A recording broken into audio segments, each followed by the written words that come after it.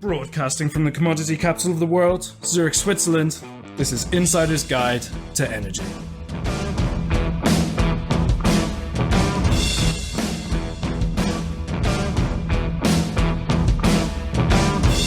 This edition to Insider's Guide to Energy is brought to you by Fidectis. Go to www.fidectis.com for more information.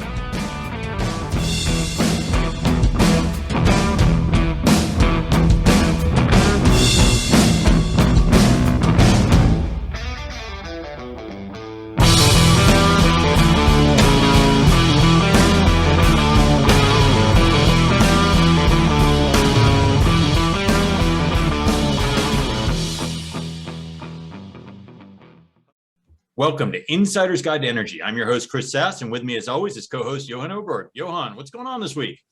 All good, Chris, considering the world and everything that goes around. But personally, doing great, having just coming back from our holidays of skiing, which is the privilege of living in Switzerland.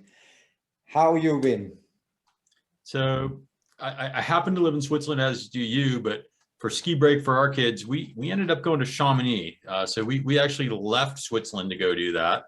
But it was just, the mountains are beautiful there. So for those that haven't been to Chamonix, it's a wonderful place to be. It's a great place. As you talked about, the world's kind of in chaos yet again. Oil prices, gas prices, the energy market is a little bit stressed at the moment. A lot of turmoil. And, you know, I think I talked to a number of people this week that said just when we thought we were getting through one crisis, just like always in the energy business, we jump into another major crisis. That's kind of the sentiment I picked up on the street this week. No, I agree. And I think not just on the street, and I think in everything we do in our industry and all of the industry as well, if we look at that on a kind of a microscopic point of view of what else is going on. But it's also quite, if we look at it from the podcast point of view, it also has an impact. It has a direct relationships to energy, and also the whole thing about the renewable part and introducing more and more renewables, as we discussed on this show so many times, that it also carried by the storage. The Wall Street Journal or one of the American papers this week, and it almost seemed like when you tell a joke too soon, they were saying that the current war is actually going to accelerate the renewable process in Europe. So, you know, despite all the tragedy and horror, they were saying, hey, that, you know, that if there is any kind of silver lining, it's accelerating renewables and maybe less dependency on gas and oil is one result potentially from this conflict, unfortunately. Yeah, no, I tend to agree to that one. But it's also quite interesting that leading us into today's topic around batteries and the ecosystem, of course, around this growth of batteries. We discussed on the show before that this is something that is needed to support the renewable energy. And for me personally, I really think this is interesting, today's show, where we look at it from a little bit more of a holistic point of view, not specifically in certain application, but more from a holistic point of view. So I think this fits right in time and also straight up where we have kind of led into from previous shows on where we talked about storage and batteries. Yeah, I agree. I mean, we spent a lot of time talking about storage, different types of batteries, whether they flow batteries, whether they're lithium batteries, all kinds of solutions there. And, you know, we've always had questions of economies of scale, recycling. What do you do with all these batteries you get? You know, is there enough capability? We talk about plants, you know, what they're doing in Germany to be near the auto industry or where they're in other countries. So I'm looking forward to this whole conversation to see where we go today. Yeah, I totally agree. But then I think we should also bring on the guest who actually knows it.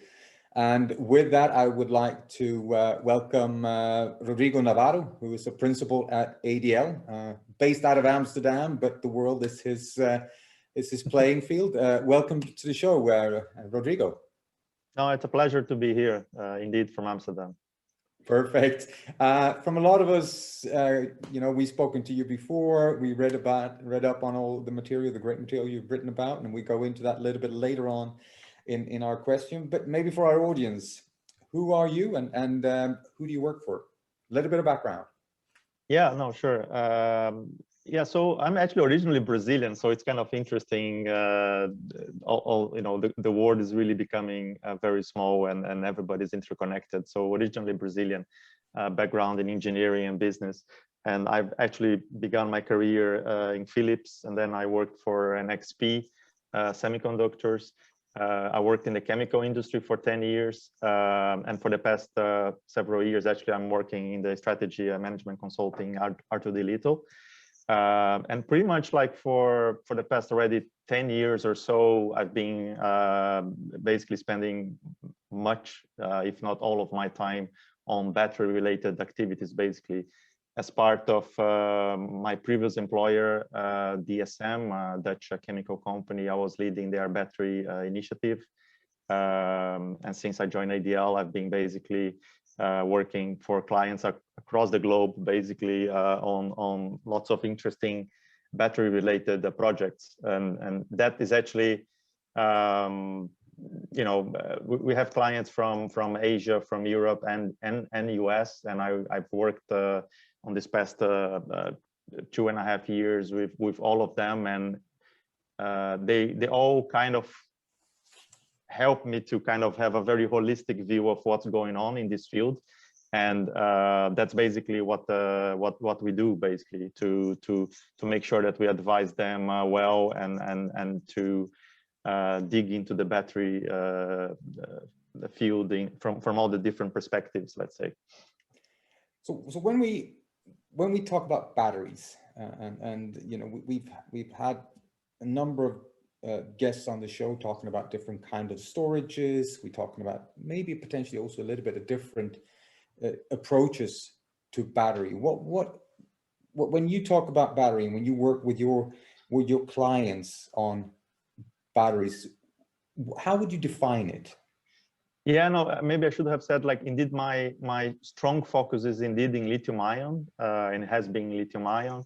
I think for me, it was almost like a natural evolution, right? So I mean, when I started working on that, well, over 10 years ago, people were still talking about a variety of technologies associated with energy storage in general, right? And batteries is basically one field of energy storage.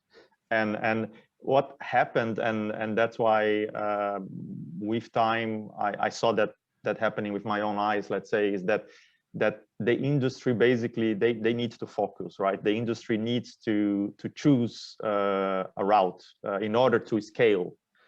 And that's what has been happening with lithium ion for the past 10 years, right? I mean, when I started this, there were still quite some question marks about, you know, why should we go towards lithium ion versus flow batteries or versus hydrogen for cars, you know, and yeah, in a nutshell, in order to answer the question, I can already give my opinion. I mean, lithium ion has been winning. Basically because it's for a few different factors, and I think one of the most important factors is because of the flexibility and the scalability related to the technology. When you know, there is pretty much no other energy storage kind of technology route that is as scalable and as flexible as lithium-ion battery technology is. Yeah. Yeah. So if we go back 10 years ago, it was even before I start working in the energy industry. Batteries for me was something I put into my flashlights. That's kind of the level was on. What would you think? And where and when did you see kind of the breaking point where lithium was kind of taking lead? Is it, we all know about the Tesla story, and the EV started out about approximately around then. Would you say that that's kind of what it led it, or is there something else? I think there are two events, or not even events, but two almost like developments that happened that basically made people more comfortable with the, let's call it, the bets into this field, right? One for sure is Tesla. I mean, there is, I recall when I started this, and people were really kind of still, there were huge question marks if Tesla would actually be successful. And what happened in a very actually short period of time is that suddenly Tesla proved itself, and people start seeing Tesla cars in Europe, in the US, and it became like this kind of self-fulfilling prophecy, right? So that's kind of definitely that gave lots of credibility to the technology. Until that point in time, there were still lots of people thinking like, oh, but it's not going to be lithium ion, it's going to be hydrogen, right? Even for short range kind of automotive applications. And since Tesla, this completely disappeared, right? So at this point in time, people think about some companies are still considering hydrogen for longer range or trucks or something, but even that segment, there are increasing signs that hydrogen is going to be squeezed out, let's say, and that batteries are going, and lithium ion batteries are going to be kind of enough even for that, let's say.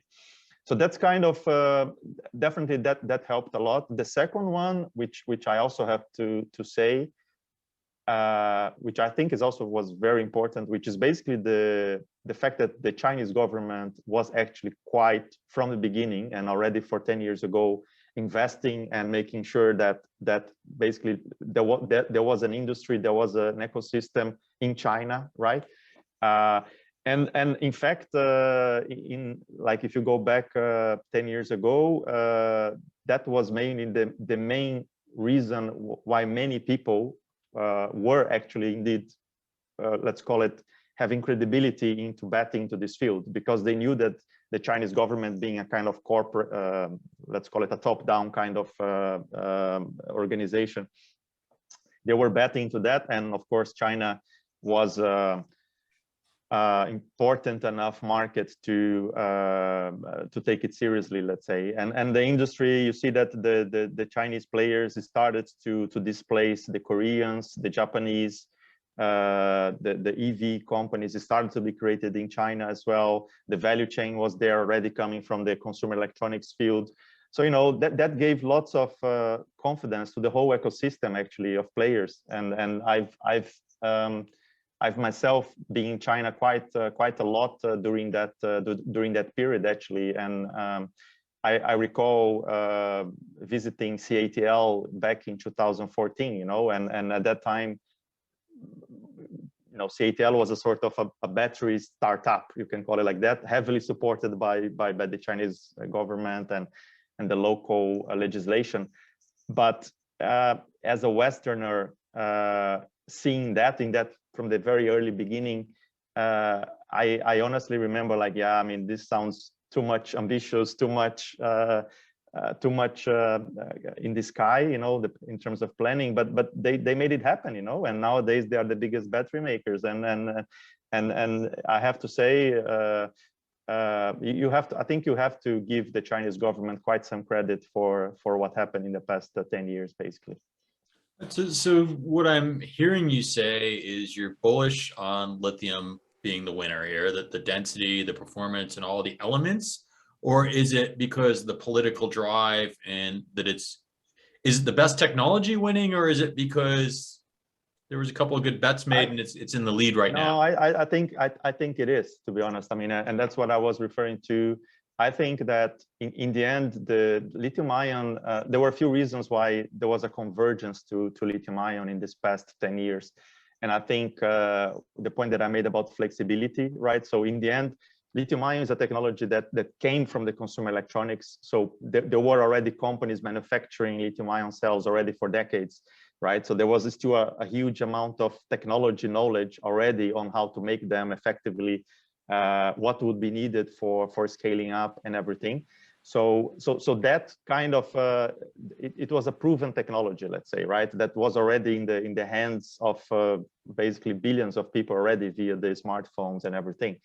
So and that's what I call it, like. And lithium-ion technology was basically, it proved to be flexible enough to move across application fields, right? So they went from consumer electronics to the automotive field, and this transition also, which basically happened now in the past 10 years, proved again to be very successful. I mean, 10 years ago, people still had it's amazing how we forget, but 10 years ago, people had huge doubts that cars could run with lithium-ion batteries, right? People are still like, oh, you're never going to make a car with more than 100 kilometers range with that. And you know, we have proven everybody wrong, right? I mean, meaning like the industry proved people wrong.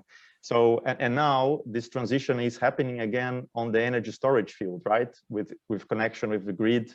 And there, I think this transition is, lithium-ion is proving again to be a winner there, I have to say. There is still some question marks related to really long-term storage, right? I mean, I think there's still an expectation that the cost curve should go further down. Maybe there will be there is an opportunity there for a few additional technology pathways actually for really long-term energy storage. But in the end, it's like for many of the utilities, and we have also quite a few clients which are utility and energy companies. And for them, you know, they have been telling me like, look, for many of the battery storage or the energy storage systems that we need, lithium-ion already reached kind of a cost level that I feel comfortable to install. You know, some battery, let's call it packs there, and that's, I think, it has been proving the value of the technology, on the flexibility of the technology, you know, like, and I think that's why I'm quite bullish on lithium-ion. I think it's going to continue to go like that. But having said that, there are a few also opportunities and quite some interesting windows of opportunity that are emerging as well, that we can also talk about those, for example. So I guess, you know, it's still pretty early in the game, right? I mean, you talk about Tesla, and there's lots of Teslas on the road, but still a small percentage of vehicles on the road are electric, whatever manufacturer, right? And then for grid storage, you know, there's still all kinds of race to get the, you know, that's the dream that everyone wants to solve, is the grid storage. So, you know, China made a big bet. What other governments and what other entities are partnering up and making big bets to move this forward, to make your vision kind of a reality? Yeah, and I mean, first of all, yes, it's quite early, but in the early stages that you define the technology, right? So I think the technology has to be proven in the early stages, and for the rest, it has to be about scaling up, and that's what's happening now, right? So what's happening now, which links back to the governments, what's happening now is that what let's call it the broader world realized, and maybe the current Russian crisis is just another example of that also one country cannot be really this centralize the whole ecosystem. And if there is one weakness that I see now on the lithium-ion value chain, is precisely this, right? So I was praising the Chinese government a few minutes ago, and I think they deserve lots of praise.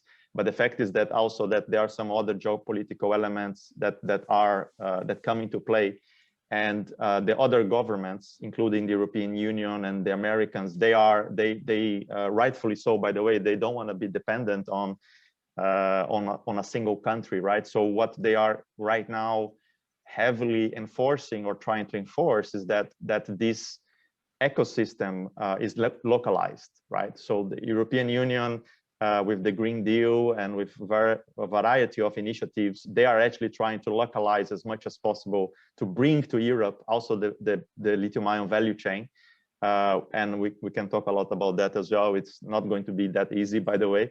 And the same thing for the US, right? So now, that's what I call it. It's early stages, but it's now actually a very important stage where you actually need to scale, right? Overall, but also scale at other geographies.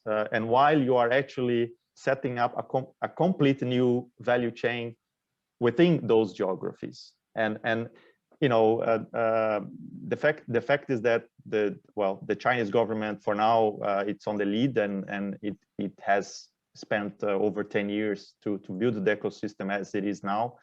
And now the EU and the US, they are catching up, right? So and they are investing and setting up policies to catch up basically with China. That's what's happening right now.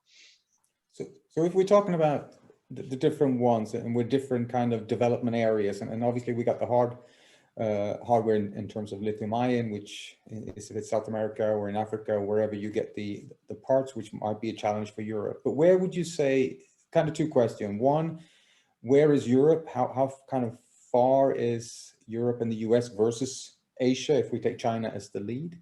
And how do you think this, of the metal and the hardware, how within the ecosystem will those two countries solve this if they're going to build it locally? Yeah, so I think Europe, it's a bit more advanced than US, and I think the reason for that is that because until relatively recent, Trump was not the most the biggest defender of renewables, let's say, right? So during that period, Europe continued to invest or to try to set up a policy to go into that direction, which now is culminating with the Green Deal and everything.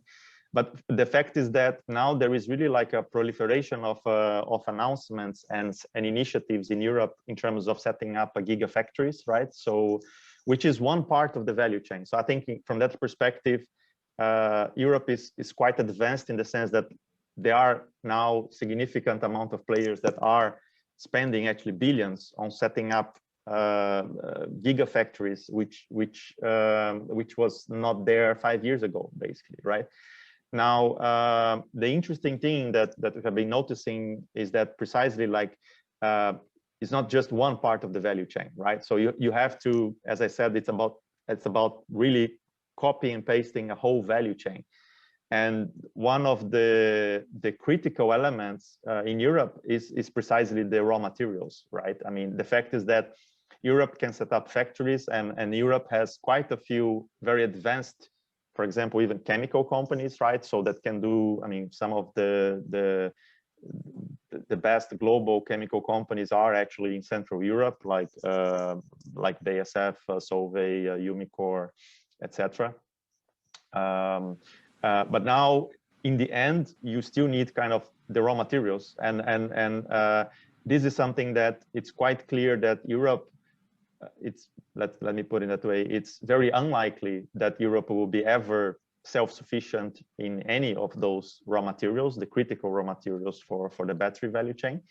And that's kind of raising a few question marks, right? Also from a geopolitical perspective, right? So you know that Europe, you will still be dependent from raw materials perspective on a few countries, but at least then you can try to diversify that dependency, right? Instead of being dependent on one particular country, for example, like in the case of cobalt, there's a large dependence on Congo. In the case of graphite, there is a large dependence on China there. Actually, lithium, many people talk about lithium, but actually lithium is almost on a theoretical basis, is one of the elements that theoretically Europe could actually be most self-sufficient if it actually wanted to mine lithium resources in Europe. Now that comes into play another aspect, right? So recently a project in Serbia was declined, a major lithium field for a few different reasons. It seems like it's not going to go ahead. And you know, that's one of the points that I ask myself as also as a Brazilian, you know, like a few countries outside of Europe and US. Let me say the mining business is a dirty business, right? And Europe and the US, they are not used anymore to get into the dirty business. And there will be some getting used to, right? I mean, you have to make sure that, you know, you cannot mine large amounts of materials without causing also some sort of natural impact, let's say, right? So you have to do it in a green way as much as possible, but it is the impact is there, right? So you cannot get away from some sort of impact, and Europe, and that's going to be the price to pay that the Europeans and the Americans will have to pay for a higher degree of independence, let's say, right, from other countries. So that's kind of yeah. That's my view on Europe. So if we look at that, in terms of one of the big questions, obviously, is we're talking about the shift towards sustainability. And sustainability, we can divide that into a number of different areas, but be that the raw materials, or if we take the whole value chain of lithium-ion or batteries, can the industry and can we still claim that this is a sustainable option? And what do you think are the key factors in order to make sure that this nothing's going to be 100%, that I can understand? I think so, to be honest, because in the end, you are kind of breaking the problem as well in smaller problems, right? So I think one of the advantages, again, of betting on this value chain is that intrinsically, I mean, yes, I mean, mining business is not like the greenest business, but it's still, once the car is running, it's still better to have a car running on electricity. It's more efficient than having a gasoline-based car, right? And the advantage of electronic systems in general is that things just keep getting better, right? So there is like that it has happened already, but there is a kind of an evolution in terms of efficiencies and just designing better cars. I mean, the whole industry, the whole automotive industry is relearning, right, how to design a car. And as I mentioned before, I mean, there are already kind of people, I mean, there are already cars on the road running for 400 kilometers, 500 kilometers, which 5 years ago, people were like, oh my God, how is that? That's never going to happen. So, but from a sustainability perspective also, by the way, one additional point that I want to emphasize is, at the same time, all these different factors, they are driving already. Actually, one of the most important things that Europe is actually doing right now is going to be actually making sure that that is a closed loop, right? That there is actually a recycling ecosystem for the batteries that are going to be produced and sold in Europe. And again, like, that helps to counter as well the mining aspect that I mentioned a few minutes ago. I mean, especially if you don't expect to do much of the mining yourself, any kind of lithium, nickel, cobalt, and copper, aluminum, all of those raw materials that are already in the batteries, once the batteries run their end of life, you have to make sure that there are enough recyclers in the ecosystem, and then the ecosystem works properly, that you can actually recover those materials and keep them in the loop within the geographies, right? Being within Europe or within the US. And that's actually one of the really most important parts of the value chain that the Europeans are trying to, and the Americans as well, are trying to cover and to recreate as well out of these localized ecosystems that we are talking about. So are we seeing the economics? I mean, it's early, like I said. So you talked about the recovery, the recycling. Are the actual economics of buying a battery powered car, an EV today, are they reflecting the reality? Because I mean, you still need capacity across all of Europe in order to make this vision become a reality. So yeah, we're talking renewables, we're talking all kinds of investment there, but there's also infrastructure to, if all my neighbors suddenly want to plug in and have high-speed charging, that's a whole new infrastructure and quite a demand at different time. So that's infrastructure. Then you talk about mining operations and gigaplants everywhere. So now we're talking huge invest there, whether it be private sector or non-private sector. But what's the real cost going to be? Because it's probably not being reflected in, if I buy a Tesla today, those programs aren't really in place. And yeah, I get some tax credits for buying it and this and that, but I'm probably not reflecting the true cost of driving an EV today.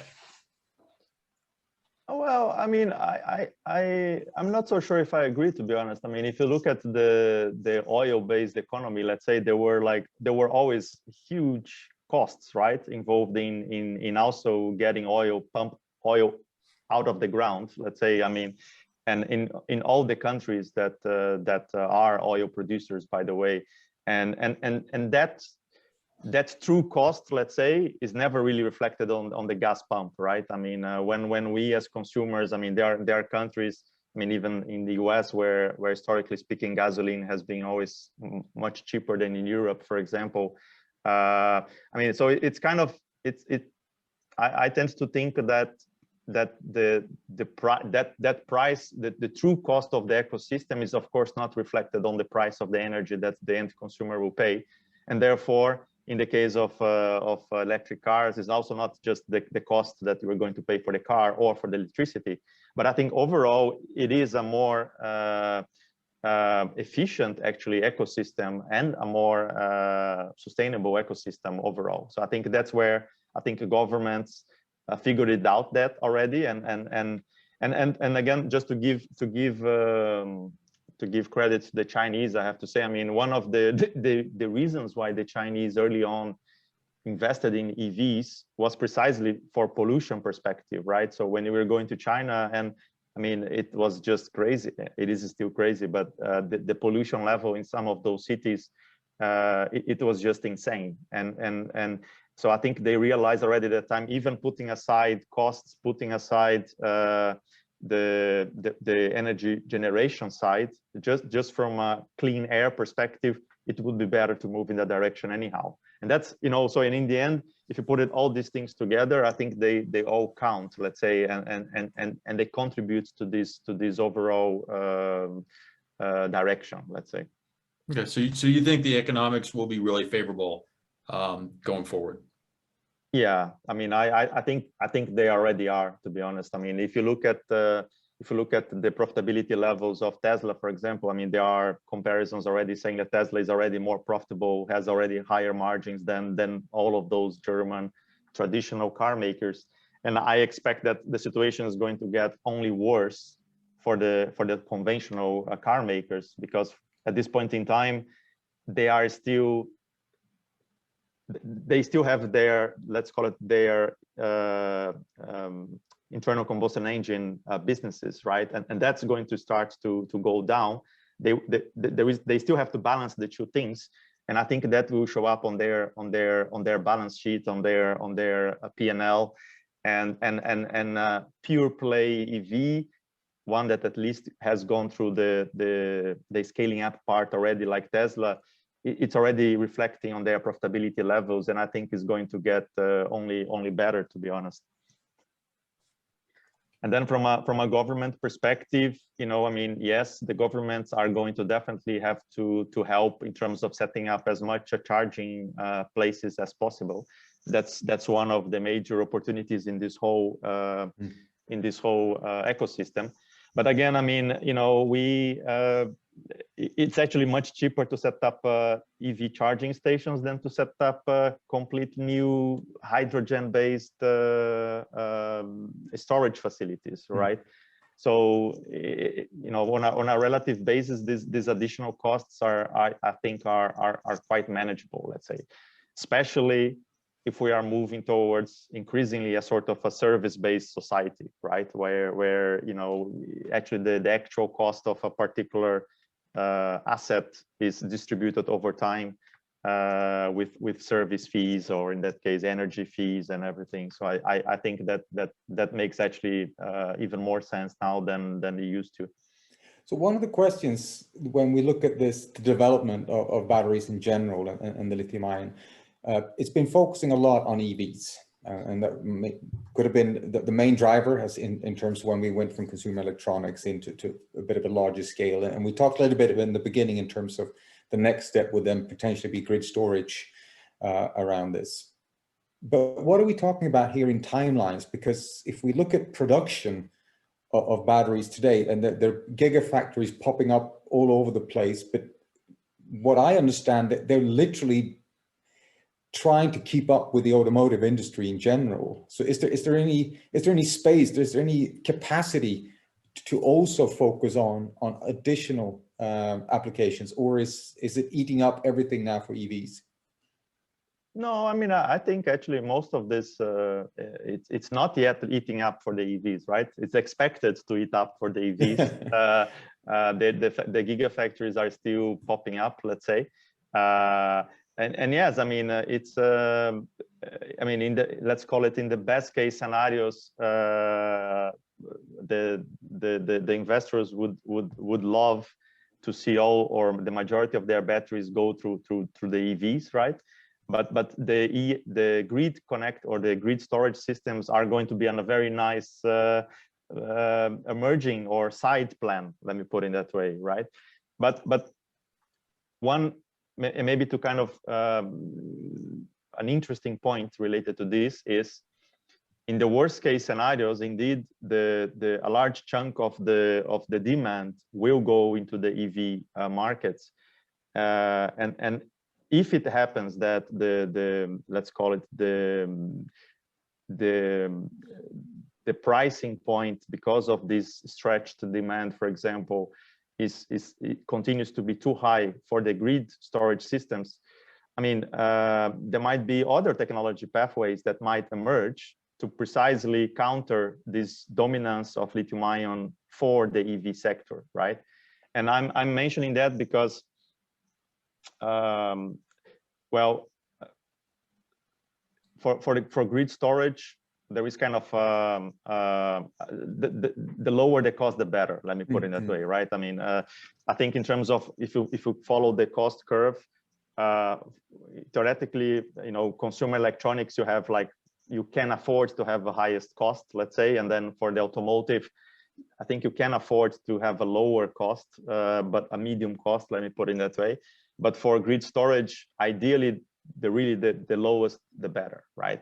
So, you know, what companies are now, the lithium ion or battery companies are converging to is precisely to have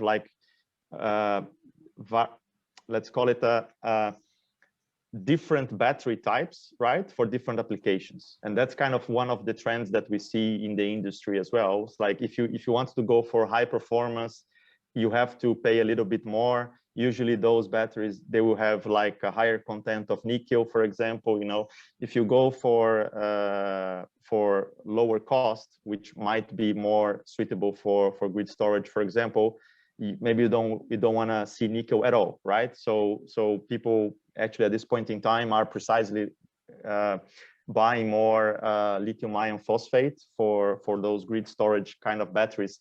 And there is an opportunity that could go even beyond that, right? So I'm particularly, for example, quite bullish on sodium ion batteries, for example.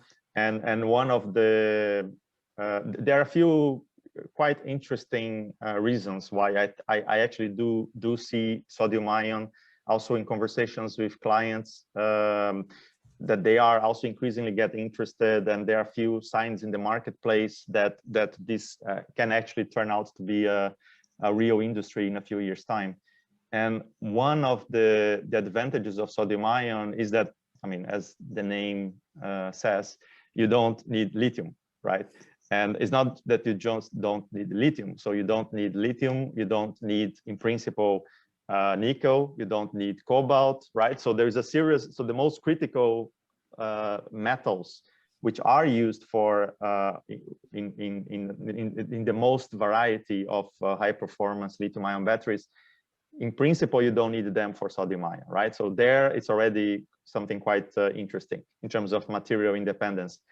And then also another a small additional positive side effect, by the way, is that many people don't talk too much, but for example, even copper is also a very, it's on the spotlight usually. It sounds like very basic metal and everything, but it's actually one of a large percentage of the battery, a lot of materials is also copper, which is used on the anode of lithium ion batteries. And in quite a few of the sodium ion batteries, you can actually have the anode with aluminum as well. So, you know, you also save on copper, you know, so if you put it all together, it's from a material independence perspective, you know, especially given the geopolitical situation as well. I mean, you know, if you really do not want to be dependent on particular countries for those kind of core metals, it would make lots of sense, right?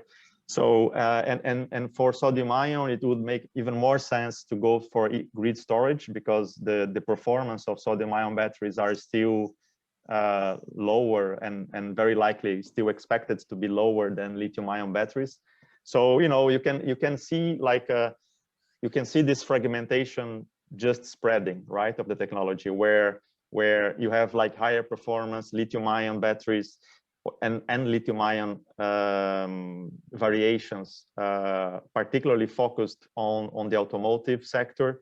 And then you have like lower performance in terms of energy density, lower cost, and additional battery technologies popping up on the grid storage side of the equation, and one last important point of sodium ion, which I think makes one of the core reasons why people are paying attention to that now, is also because the manufacturing route for sodium ion is almost like very similar or very close to the manufacturing route for lithium ion. So in principle, once you have like a gigafactory of lithium ion, with just small adaptations, you could actually migrate that to a sodium ion cell. And that is a big plus, right? Because as we discussed, I mean, we are setting up all these, spending billions on setting up gigafactories. If in the future, and you can actually migrate those to a technology that requires less critical materials, which is and lower cost, that will be the ideal situation. And that's why companies like CATL, they already announced last year that they are looking at sodium ion. There is like recently there was a new player, an Indian company called Reliance, that announced that they bought a British company called Faradium, which is one of the sort of a startup in this field as well. So there are, that people are positioning and they are trying to look ahead, right? And that's basically what I'm seeing also in this field.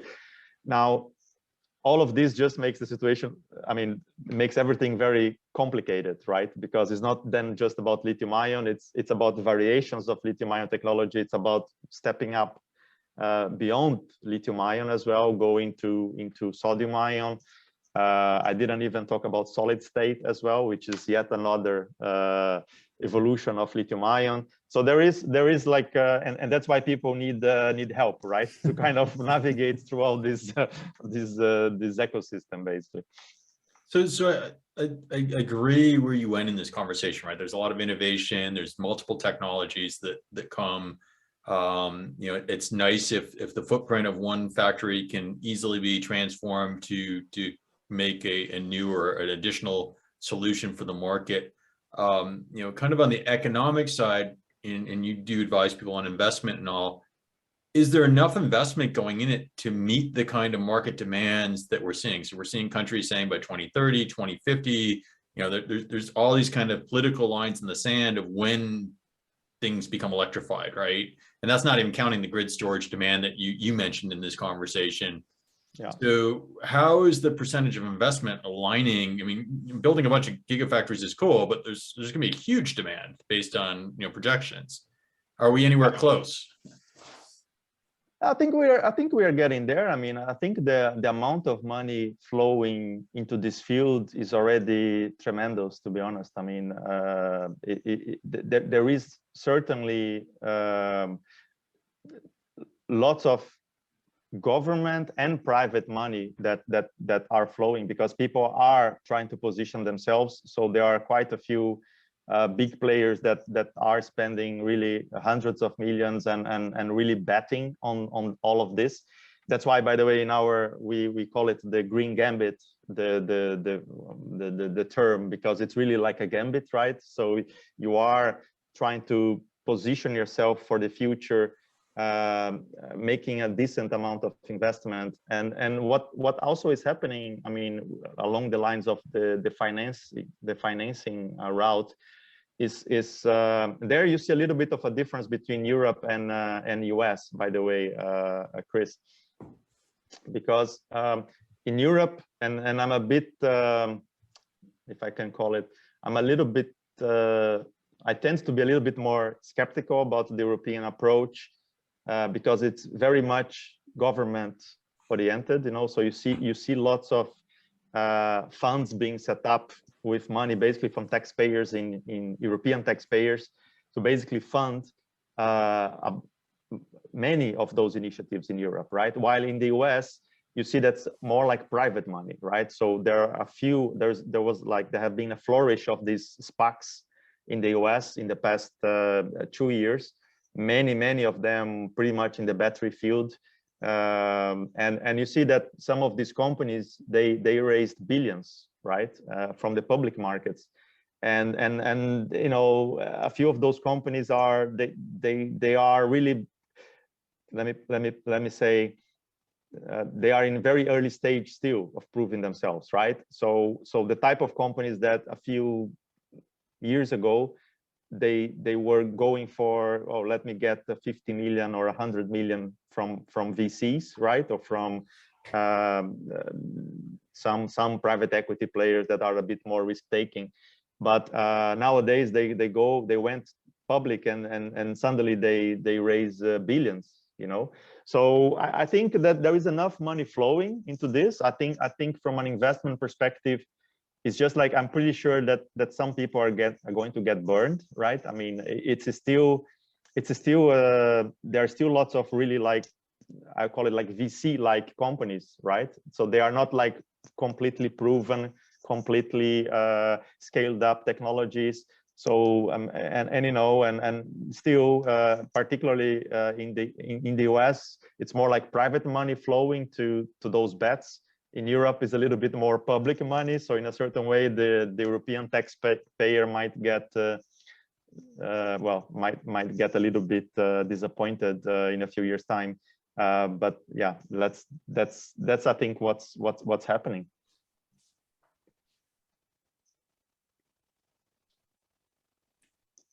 Oh, Johan, now I cannot hear you. Sorry, I think there's a lot of things happening in this field, and it's broadening out as much as possible. Unfortunately, we have only a limited amount of time on this podcast. There's 3-4 pages more of questions that I've written down during this presentation, but we're running out of time. Chris, any last comments from you before we wrap up? To me, in the podcast, we've had a number of different technologies in battery. I think when you started out, you were very, very strong that it's lithium ion, but then you softened a little bit, and the reality came in that it's complicated and that there's other technologies coming. So at first I was a little reserved, and as you talked about some of the other technologies and where this is going, that more aligned to, I think, what we've heard from the industry, right? Which is there's not one silver bullet.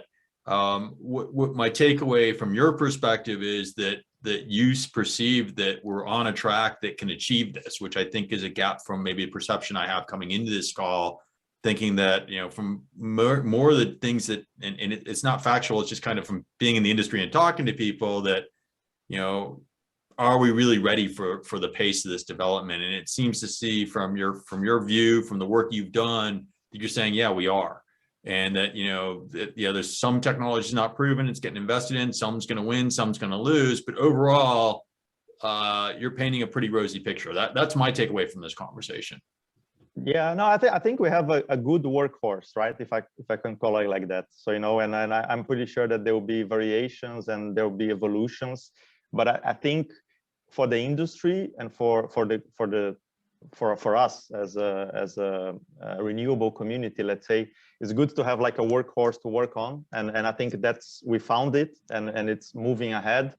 It gives us more confidence to achieve actual shift away from oil and gas in the coming future, basically. Yeah, and I agree, and I think the interesting part of this also looking forward, and when we might bring you back onto the show later on to see where this is going, because one of the things I'm really looking forward to follow is also the interconnection between the incumbent, the legacy companies, and all the new kind of investments and the new starters. And we will talk about this on the show later on, about kind of the new energy companies and what's changing this, and the kind of disruptors. So I think this is really, really interesting. I would like to thank you, Rodrigo, for coming on. It's been a pleasure to have you on here.